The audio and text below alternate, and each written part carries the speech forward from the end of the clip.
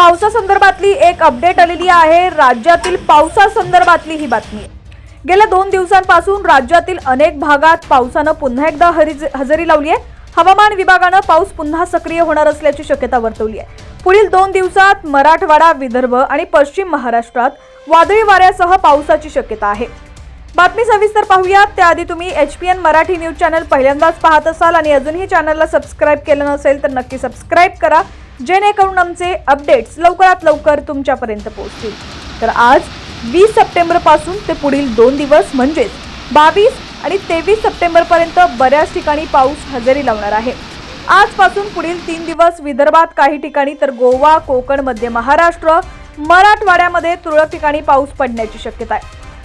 मराठवाड्यातील परभणी, बीड, हिंगोली, नांदेड, लातूर, धाराशिव तर विदर्भातील भंडारा, चंद्रपूर, गडचिरोली, गोंदिया, नागपूर, वर्धा या जिल्ह्यात तुरळक ठिकाणी मेघगर्जनेसह विजांचा कडकडाट पाहायला मिळणार आहे। त्यामुळे या सर्व जिल्ह्यांना येलो अलर्ट देण्यात आलेला आहे।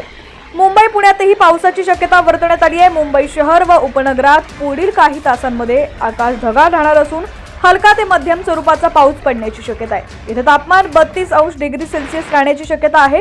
त्यामुळे मुंबईकरांना उष्णतेपासून काही अंशी दिलासा मिळणार आहे। दरम्यान तुमचा जिल्हा कोणता आणि तुमच्या जिल्ह्यात पावसाची काय परिस्थिती आहे ती देखील आम्हाला कमेंट सेक्शन मध्ये नक्की कळवा।